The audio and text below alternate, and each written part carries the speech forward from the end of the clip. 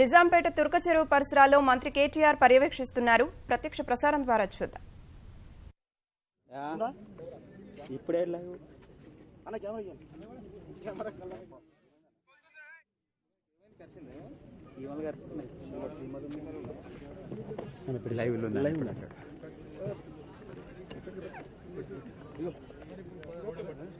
మీరు వాట్సాప్లో పెట్టుకుంటారు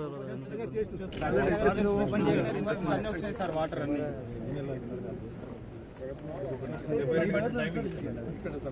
మీడియా మిత్రులు వచ్చేయండి చెర్లకి వెళ్ళకండి. మీడియా మిత్రులు మండలి ఫంక్షన్ అయితే ఇక్కడ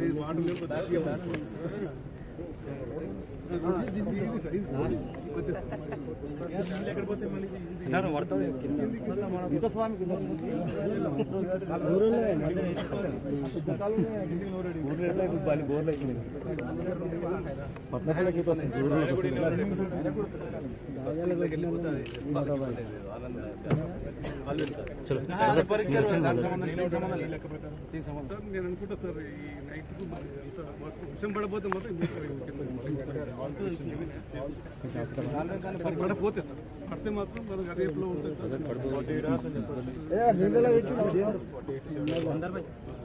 నీళ్ళకోకరా మరి మళ్ళీ పడిపోతుంది.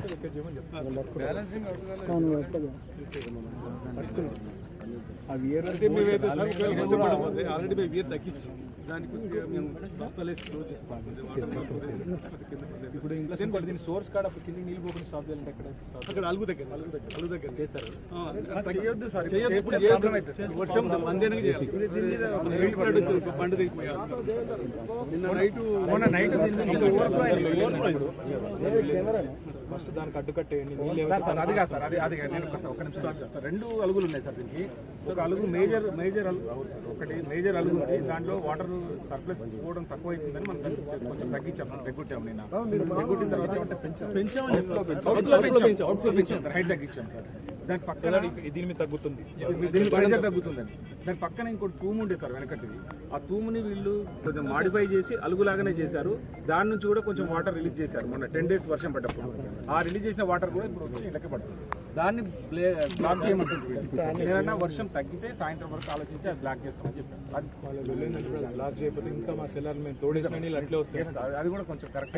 మరి బండి మీద ఎఫెక్ట్ పడుతుందని మనం అది మూసేస్తాం. మన నైట్ చాలా దిగిపోతుంది సార్. ఇళ్ళని పోతాయి. అది పడ్డది కూడా ముషిరు కొంచెం వస్తూ కూడా నైట్ బస్తాలు వేయడం వల్ల ఆగింది సార్. లేకపోతే మీరు ఓవర్ఫ్లో అయింది సార్. అందరూ వచ్చారు రాత్రి వచ్చి ముషిరు ఒకసారి చూడొచ్చా మనం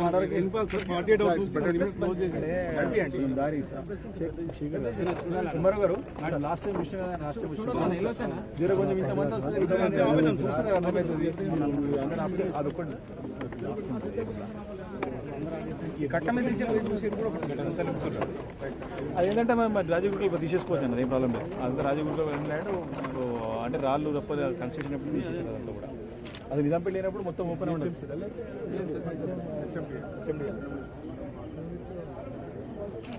కొంచెం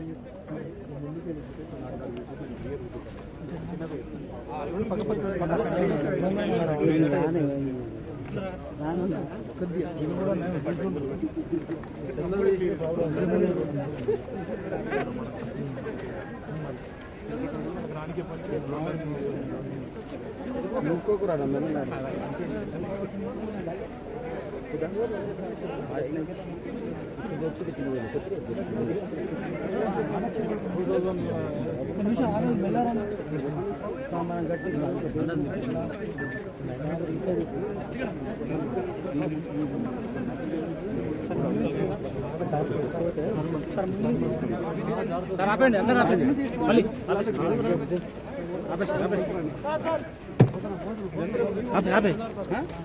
మీరే వెళ్ళండి.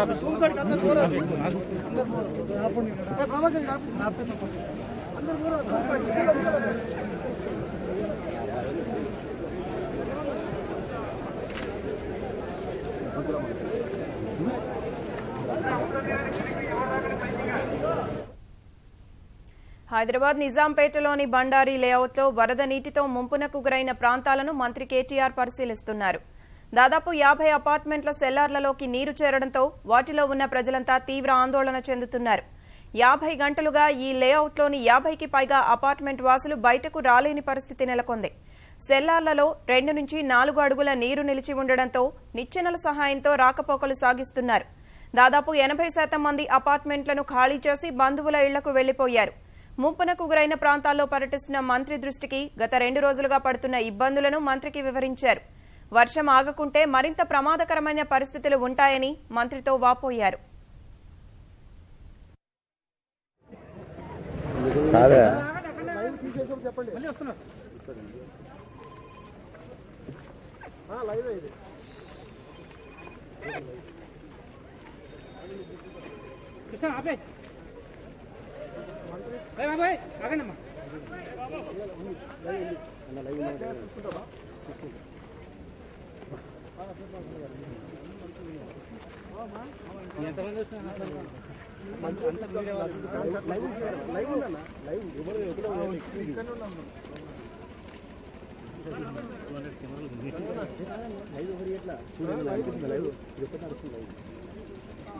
నాకు చెప్తే నాకు తీసేసినప్పుడు చెప్తే ఓకే ఓకే చెప్పను తీసేసినప్పుడు ఓకే. హలో అన్నా హలో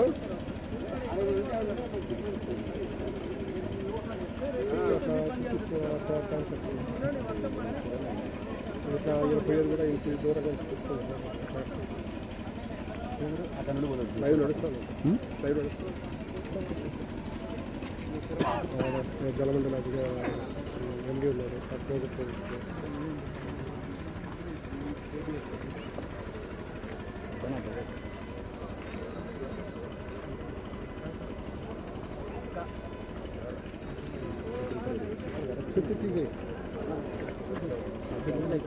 అరే బాగుంది ఊరికి ఎవరు చూడలేదు ఎప్పుడు రామనుకో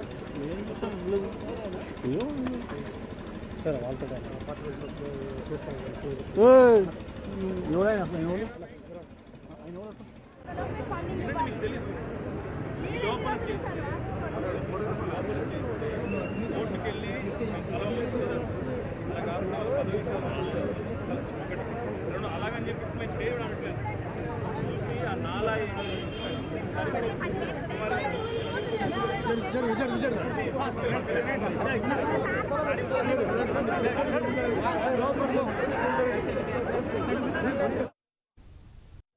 ఎనిమిదవ సంవత్సరంలో మూసీ నది వరదలొచ్చి ఉప్పొంగి ఎలాంటి అతలాకుతలాన్ని ఎలాంటి బీభత్సాన్ని అయితే సృష్టించిందో మరి చాలా ఏళ్ల తర్వాత దాదాపుగా ఒక శతాబ్దం తర్వాత అంత పెద్ద స్థాయిలో 16 సెంటీమీటర్లకు పైగా వర్షం ఈ కుత్బుల్లాపూర్, కూకట్పల్లి, షేర్లింగంపల్లి ఈ ప్రాంతాల్లో మరి కేవలం 2-3 గంటల వ్యవధిలోనే పడడం తద్వారా ఈరోజు ఈ నిజాంపేట కానీ ఇంకా కూకట్పల్లి, కుత్బుల్లాపూర్ నియోజకవర్గంలోని ఇతర లోతట్టు ప్రాంతాలు కానీ అన్ని జలమయం అవడం ఇవన్నీ కూడా ఈరోజు విస్తృతంగా గౌరవ మేయర్ గారు, గౌరవ శాసనసభ్యులు వివేక్ గారు, కృష్ణారావు గారు, గాంధీ గారు అందరం కూడా కలిసి గౌరవ కమిషనర్ గారు, మన రంగారెడ్డి జిల్లా కలెక్టర్ గారు,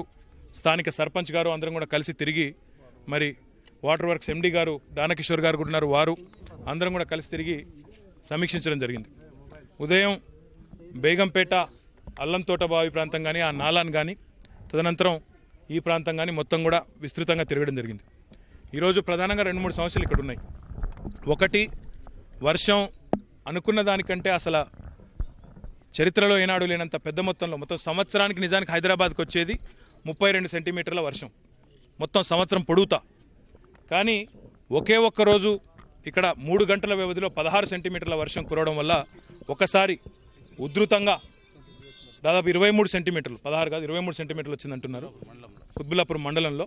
కాబట్టి ఈ పక్కనే ఉన్న తుర్క చెరువు కానీ మరి ఇదంతా నిండిపోవడం, ఒకేసారి నీళ్లు తనుకుని రావడం వల్ల బండారీ లేఅవుట్లోకి మరి చెరువు కట్ట తెగిపోతుందన్న ప్రమాదం వచ్చినప్పుడు ఒక చిన్న స్థాయి తూమును కృత్రిమంగా క్రియేట్ చేసి ఆ నీరుని కిందకు వదలడం జరిగింది. దానివల్ల మొత్తం బండారి లేఅవుట్ మొత్తం కూడా జలమయమైపోయిన పరిస్థితి, సెల్లార్లోకి నీళ్ళు వచ్చి మొత్తం ఇళ్లలోనే ప్రజలు చిక్కుకుపోయిన పరిస్థితి. వారందరికీ 3 విషయాలు చెప్పినాం. ఒకటి, మళ్ళీ వర్ష సూచన ఉంది ఈరోజు కానీ రేపు కానీ. కాబట్టి మాకు 48 నుంచి 72 గంటల వ్యవధి అవసరం. ఇప్పుడు ఈ చిన్న తూము ఏదైతే కృత్రిమంగా తెరవడం జరిగిందో దాన్ని తాత్కాలికంగా మూసివేస్తూ ఉన్నాము. తద్వారా బండారి లేఅవుట్లోకి నీళ్ళు ఏవైతే వస్తున్నాయో వాటిని చెక్ చేసి వాటిని అడ్డుకట్ట వేయడం జరుగుతుంది. ఆ పెద్ద తూము ఏదైతే నీళ్లు కిందికి వదులుతోందో దాన్ని ఇంకా కొద్దిగా పెద్దగా చేసి ఇంకొద్దిగా విస్తరించి కిందికి నీళ్లను మరింత ఉధృతంగా వదులుదామన్న ఆలోచన. కానీ ఒకవేళ మళ్ళీ కట్ట తెగే ప్రమాదమే వస్తే, నిన్న మొన్న ఏదైతే కట్టపై నుంచి కూడా నీళ్లు ప్రవహించి ఏదైతే కొంత ప్రమాదకరంగా అనిపించిందో అలాంటి పరిస్థితి కనుక ఉత్పన్నమైతే ఈ చిన్న తూమును కూడా మళ్ళీ తీయక తప్పని పరిస్థితి. కాబట్టి బండారి లేఅవుట్లోని ప్రజలకు చేసిన విజ్ఞప్తి ఏమంటే 48 నుంచి 72 గంటల పాటు పెద్దవాళ్ళు, వయసులో పెద్దవాళ్ళు కానీ చిన్నపిల్లలు కానీ ఉంటే వారందరూ కూడా ఏదైనా సురక్షిత ప్రాంతానికి ఒక 72 గంటల పాటు తరలి వెళ్తే మాకు కూడా ఇక్కడ రిలీఫ్ మెజర్స్ తీసుకోవడానికి అవకాశం ఉంటుందని చెప్పి వారు విజ్ఞప్తి చేయడం జరిగింది. వారికి వ్యక్తిగతంగా కూడా చాలామందితో కూడా సంభాషించడం జరిగింది. అదే రకంగా సెల్లార్లలోకి నీరు చేరిన చోట డిస్ట్రిక్ట్ ఫైర్ ఆఫీసర్ వారి బృందం మొత్తం కూడా మరి డీవాటరింగ్ పంపింగ్ అవుట్ చేయడం ద్వారా, డీవాటరింగ్ చేయడం ద్వారా కూడా వారు విస్తృతంగా ప్రయత్నం చేస్తూ ఉన్నారు. ఇరిగేషన్ అధికారులు మొత్తం కూడా ఈ నీళ్లు తోడేసిన నీళ్ళని కిందికి ప్రగతినగర్ చెరువులోకి మళ్లించే ప్రయత్నం చేస్తూ ఉన్నారు. ఆ నాలా మొత్తం కూడా ఏ ఛానల్ అయితే కిందికి తురక చెరువు నుంచి కిందికి నీళ్లు తీసుకొని ఆ ప్రగతినగర్ చెరువుకి వెళ్ళాలో అది మొత్తం కూడా ఆక్రమణల పాలైంది. కాబట్టి ఇప్పుడు ఆర్టిఫిషియల్గా కృత్రిమంగా ఇంకొక ఛానల్ తవ్వి, ఇప్పుడు 3 ఫీట్ల వెడల్పున ఒక ఛానల్ తవ్వారు. దాన్ని కూడా పెద్దగా చేసి అవసరమైతే 10 ఫీట్ల వరకైనా చేసి నీళ్లను తొందరగా తోడేసే ప్రయత్నం కూడా చేస్తాం. కాకపోతే ప్రకృతి మరి ఈరోజు రేపు కూడా సహకరిస్తే ఈ కార్యం తొందరగా పూర్తవుతుంది. కాని పక్షంలో కొంత ఆలస్యమైనప్పటికీ కూడా మరి ప్రభుత్వ పక్షాన రంగారెడ్డి జిల్లా కలెక్టర్ గారు, స్థానిక సర్పంచ్ గారు ఇప్పటికే నీళ్లు, గౌరవ ఎమ్మెల్యే గారు మరి ఇక్కడే ఉండి సహాయక చర్యలన్నింటినీ కూడా పర్యవేక్షిస్తూ ఉన్నారు. మరి మంచినీరు కానీ, పిల్లల కోసం బిస్కెట్లు, బ్రెడ్, పాలు కానీ పూర్తి స్థాయిలో ప్రభుత్వ పరంగా రంగారెడ్డి జిల్లా కలెక్టర్ గారు వారు ఇక్కడ ఏర్పాటు చేస్తారు. ఎవరో ఎమ్మెల్యే గారు, సర్పంచ్ గారు ఇక్కడే ఉండి సమీక్షిస్తామని చెప్పి నిన్నటి నుంచి కూడా వారు ఇక్కడే ఉన్నారు. సమీక్షిస్తామని చెప్పి కూడా వారు కూడా చెప్పారు. ఇప్పటికే మంచినీళ్ళు కొన్ని చోట్లకు పంపించారు, ఇంకా కొన్ని చోట్ల పంపించాల్సిన అవసరం ఉంది. అయితే మాకు ప్రజల వైపు నుంచి సహకారంగా అనుకున్నట్టయితే ఈ ఛాలెంజ్ను తప్పకుండా ఒక ఛాలెంజ్గా తీసుకొని అధిగమిస్తాం. హైదరాబాద్ మహానగరంలో కూడా చాలా చోట్ల, ఈరోజు ఇక్కడ బండారి లేఅవుట్లో మాట్లాడుతున్నప్పటికీ హైదరాబాద్ నగరంలో కూడా చాలా చోట్ల లోతట్టు ప్రాంతాలన్నీ కూడా జలమయమైపోయిన పరిస్థితి. 4-5 పనులు సమాంతరంగా జీహెచ్ఎంసీ మేయర్ గారు, కమిషనర్ గారు మరి సమిష్టిగా చేస్తూ ఉన్నారు. 24 గంటల కంట్రోల్ రూమ్లో ఈరోజు అధికార బృందం మొత్తం కూడా అక్కడ ఉంది. వారు ఏ కంప్లైంట్ వచ్చినా దానికి అటెండ్ అయ్యే ప్రయత్నం చేస్తూ ఉన్నారు. మున్సిపల్ అధికారులు కానీ, ఎలక్ట్రిసిటీ అధికారులు కానీ, అదే రకంగా మన పోలీస్ అధికారులు కానీ, అదే రకంగా మన హెచ్ఎండబ్ల్యూఎస్ మెట్రో వాటర్ వర్క్స్ అధికారులు కానీ అందరూ సమన్వయంతో గడిచిన 48 గంటలుగా ఆ కంట్రోల్ రూమ్లోనే ఉంటూ 24 గంటల షిఫ్ట్లు, వివిధ షిఫ్ట్లో పనిచేస్తూ వారు కూడా మానిటర్ చేస్తూ ఉన్నారు. లోతట్టు ప్రాంతాల ప్రజలందరినీ కూడా గౌరవ ఎంఆర్ఓలు, జిల్లా కలెక్టర్ల సహకారంతో వారిని కూడా తరలించే ప్రయత్నం కూడా చేశాము. నిన్న కూడా హుసేన్ సాగర్ నుంచి నీరు విడుదల చేసే క్రమంలో ఈరోజు కూడా మళ్ళీ వర్ష సూచనను బట్టి, వర్ష ఉధృతిని బట్టి ఆ కార్యక్రమాన్ని కొనసాగిస్తాం. ఇది కాకుండా శిథిలావస్థలో ఉన్న భవనాలు కూడా ఎక్కడికక్కడ ఖాళీ చేయించే ప్రయత్నంలో కూడా రెవెన్యూ యంత్రాంగం, మున్సిపల్ యంత్రాంగం కూడా నిమగ్నమై ఉంది. ఇంకోవైపు ఇలాంటి సందర్భంలో అంటురోగాలు వ్యాపించే ప్రమాదం కూడా ఉంటుంది. కాబట్టి బ్లీచింగ్ పౌడర్ కూడా విస్తృతంగా ఎక్కడికక్కడ మరి చల్లడం, ఎక్కడెక్కడైతే ఈ వల్నరబుల్ పాయింట్స్ ఉంటాయో అక్కడ మరి ఇక్కడ మెడికల్ క్యాంప్స్ కూడా 2 ఏర్పాటు చేశారు బండారి లేఅవుట్లో. ఇవన్నీ కూడా సమాంతరంగా కార్యక్రమాలన్నీ కూడా జరుగుతూ ఉన్నాయి. మంచినీళ్ళు, ముఖ్యంగా పిల్లల కోసం రిలీఫ్ ఏదైతే బ్రెడ్ కానీ, బిస్కెట్స్ కానీ ఏవైతే అవసరం ఉన్నాయో వాటన్నింటినీ కూడా పూర్తి స్థాయిలో పంపిస్తాము. ఈ విపత్తును ఒక సవాల్గా తీసుకుంటున్నాము. హైదరాబాద్లోని సివరేజ్ వ్యవస్థని, హైదరాబాద్లోని రోడ్ల వ్యవస్థని, హైదరాబాద్లోని మురుగునీటి కాలువల వ్యవస్థని ఆధునీకరించేదానికి ఇదొక సవాల్గా రాష్ట్ర ప్రభుత్వం తీసుకుంటోంది. రాబోయే సంవత్సరంన్నర కాలంలో మరి తప్పకుండా ఎన్ని డబ్బులు ఖర్చైనా హైదరాబాద్లోని వ్యవస్థను ఆధునీకరిస్తాము. తప్పకుండా ఈ పరిస్థితి మరి మినిమైజ్ చేసేదానికి, పూర్తిగా తలెత్తకుండా చేస్తాను అని నేను చెప్పడం అతిశయోక్తి అవుతుంది. ఎందుకంటే మొత్తంగా హైదరాబాద్లోని వ్యవస్థ మొత్తాన్ని ఆధునీకరించడానికి దాదాపుగా 20,000 కోట్ల రూపాయలు కావాలి. మరి మొత్తంగా ఈ సంవత్సర కాలంలో అన్ని పనులు చేయలేకపోవచ్చు. కానీ ఈ కార్యక్రమాన్ని, ఈ అవస్థని, ఈ అసౌకర్యాన్ని మినిమైజ్ చేయడానికి, శాయశక్తులా తగ్గించడానికి రాష్ట్ర ప్రభుత్వం ఛాలెంజ్గా తీసుకుని పనిచేస్తుందని, మరి దాదాపుగా బక్రీద్ నుంచి ప్రారంభమైంది మా మున్సిపల్ యంత్రాంగం సేవలు. బక్రీద్ నుంచి తర్వాత గణేష్ నిమజ్జనం తర్వాత వర్షాలు, మరి ఎక్కడ కూడా మేయర్ గారు కానీ కమిషనర్ గారు కానీ మొత్తం జిహెచ్ఎంసీ యంత్రాంగం, హెచ్ఎండబ్ల్యూఎస్ యంత్రాంగం, పోలీసులు, రెవెన్యూ యంత్రాంగం అందరూ కూడా సమిష్టిగా కష్టపడి మరి ప్రజలకు మినిమైజ్ చేసేదానికి అసౌకర్యం ప్రయత్నం చేస్తూ ఉన్నారు. కానీ ప్రకృతి ప్రకోపం సంభవించినప్పుడు ఒక సంవత్సరం పొడుగుతా పడే వర్షం కేవలం ఒక రోజులోనే పడ్డప్పుడు, దానిలో సగం ఒక రోజులోనే పడ్డప్పుడు సహజంగానే కొన్ని ఇబ్బందులు ఉంటాయి. కాబట్టి ప్రజలు దయచేసి ఈ అసౌకర్యానికి మరి అర్థం చేసుకుని మాకు సహకరించాలని. డెఫినెట్గా అసౌకర్యం ఉంది కాదనడం లేదు. కానీ రోడ్ల మీదే అధికారులందరూ గడిచిన 4 రోజులుగా అన్ని వ్యవస్థలు కూడా రోడ్ల మీద ఉన్నాయి. అందరూ కూడా పూర్తి స్థాయిలో ఎమ్మెల్యేలు, మంత్రులతో సహా అందరూ కూడా తిరుగుతూ ఉన్నారు. తప్పకుండా కార్పొరేటర్లు కానీ అందరూ కూడా ప్రయత్నం చేస్తూ ఉన్నారు. మరి ప్రజలు దయచేసి ఈ ప్రకృతి మరి వైపరీత్యాన్ని అర్థం చేసుకుని సహకరించాలని, మా స్థాయిలో పూర్తి స్థాయిలో ఇది ఒక ఛాలెంజ్గా తీసుకుని తప్పకుండా పరిస్థితిని చక్కదిద్దే ప్రయత్నం చేస్తామని చెప్పి కూడా మీకు తెలియజేస్తాం. నాలాల ఆక్రమణకు సంబంధించి 2003లోనే కిర్లోస్కర్ కమిటీ అని ఒక రిపోర్ట్ ఇచ్చారు. దానిలో వారు చెప్పింది ఏమంటే 28,000 స్ట్రక్చర్స్ ఉన్నాయన్నారు. ఇది 2003. అప్పటికిప్పటికి ఇంకో 13 సంవత్సరాలు గడిచినాయి. 13 ఏళ్లలో ఇంకా నాకు తెలిసి అవి రెట్టింపై ఉంటాయి తప్ప తగ్గలేదు. ఆనాడే 10,000 కోట్లు కావాలి ఇదంతా కూడా తొలగించాలంటే అన్నారు. మరి ఆనాటికి ఈనాటికి మీరు లెక్కలు చూసినట్టయితే మీరు ఎన్టీఆర్ మార్గ్లో మీరు చూసిన ఎన్టీఆర్ పార్క్ ముందు అక్కడ కూడా భూమి కుంగిపోయిన పరిస్థితి. ఎందుకని ఇప్పుడే నేను దానకిషోర్ గారు మన హెచ్ఎండబ్ల్యూఎస్ ఎండీ గారిని అడిగితే వారు చెప్తా ఉన్నారు, కింద ఒక 1800 మిల్లీమీటర్ల డయా పైప్ ఉంది. కానీ ఆ పైపు కుదించుకుపోయి ఈరోజు మరి ఎప్పుడో దశాబ్దాల కింద వేసిన పైప్ లైన్, సివరేజ్ సిస్టమ్ అదంతా కూడా ఈరోజు మన లోడ్ని తట్టుకునే పరిస్థితిలో లేదు. కాబట్టి ఇవన్నీ ఆధునీకరించాలంటే పెద్ద మొత్తంలో డబ్బులు కావాలి, నిధులు సమీకరిస్తాం. రాష్ట్ర ప్రభుత్వం కూడా దానికి పూర్తి స్థాయిలో సహకరిస్తుంది. గౌరవ ముఖ్యమంత్రి గారు నిన్నటి నుంచి ఈరోజు వరకు కనీసం కమిషనర్ గారితో, మేయర్ గారితో, నాతో 10 సార్లైనా మాట్లాడారు. మీరు దీని ఒక ఛాలెంజ్గా తీసుకోండి, తప్పకుండా రాష్ట్ర ప్రభుత్వం మొత్తం కూడా దీని ఒక ఛాలెంజ్గా తీసుకుందాం. హైదరాబాద్ నగరాన్ని డెఫినెట్గా మనం ఏదైతే అనుకున్నామో ఆ పద్ధతిలో చేద్దామనే ప్రయత్నంలో ఉన్నాం. కానీ తాత్కాలికంగా ఉన్న ఈ అసౌకర్యానికి మరి ప్రజలందరూ కూడా అర్థం చేసుకోవాలి. ప్రకృతి ఇంత తీవ్రంగా మరి ఒక్కసారిగా మరి మన మీద పడ్డప్పుడు డెఫినెట్గా కొన్ని ఇబ్బందులు ఉంటాయి. ఆ అసౌకర్యాన్ని అర్థం చేసుకోవాలని చెప్పి కోరుతా ఉన్నాను. ఈ నాలాల ఆధునీకరణ బెంగళూరులో ఒక నిర్ణయం తీసుకున్నారు. కోర్టు ఆర్డర్ ద్వారా అక్కడ ఉన్న బిల్డింగ్లు ఏవైతే నాలాలు ఎంక్రోచ్ చేసిన బిల్డింగ్లు ఏవైతే ఉన్నాయో వాటిని పూర్తి స్థాయిలో మరి తొలగించడం జరిగింది. ఈరోజు హైదరాబాద్లో కూడా ఇందాక కమిషనర్ గారు, కలెక్టర్ గారు మేము కూడా అనుకుంటుంది ఏంటంటే ప్రజలు అర్థం చేసుకోవాలి. ఈరోజు ఇక్కడ లో లయింగ్ ఏరియాలో ఇల్లు కట్టుకున్న వాళ్ళు కానీ ఇప్పుడు మీరు నిజాంపేటలో ఇల్లు ఒకసారి తిరిగి చూస్తే బండారీ లేఅవుట్లో ఈ మాట అంటున్నామని దయచేసి కూడా ఎవరేం అనుకోవద్దు. ఎక్కడా కూడా కనీసం సెట్ బ్యాక్ లేకుండా కాంపౌండ్ వాల్ మీదే మొత్తంగా స్ట్రక్చర్ మొత్తం ఉంది. మరి ఈ రకమైన పరిస్థితులు ఉన్నప్పుడు ప్రజలు తెలిసి ఇక్కడ కొంటున్నప్పుడు ఇలాంటి వైపరీత్యాలు సంభవించినప్పుడు మాత్రమే కాకుండా మిగతా సమయాల్లో కూడా అధికారులకి, ప్రభుత్వానికి సహకరిస్తే డెఫినెట్గా ఫలితం ఉంటుంది. కానీ ఇలాంటివి వచ్చినప్పుడు అధికారులను తిట్టడం, రాజకీయ నాయకులను తిట్టడం, ప్రజాప్రతినిధులను తిట్టడం అది సమస్య పరిష్కారం అది కాదు.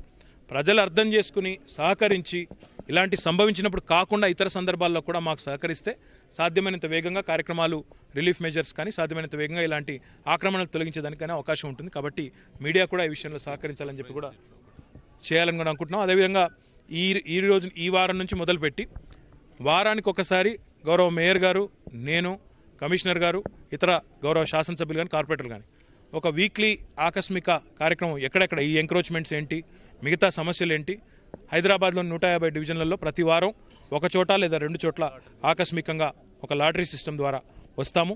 ఇలాంటి సమస్యలు ఎక్కడున్నా ప్రజల సహకారం కావాలని కోరుతా ఉన్నాము. మీడియా సహకారం కూడా కావాలి. ఇలాంటివి జరిగిన తర్వాత స్పందించిన దానికంటే జరగకుండా కాపాడుకునే, నిరోధించే ప్రయత్నం చేయడమే ఎవరైనా కూడా తెలివైన వాళ్ళు చేసే పని. కాబట్టి ఆ సహకారం కావాలని కోరుతాం. Thank you.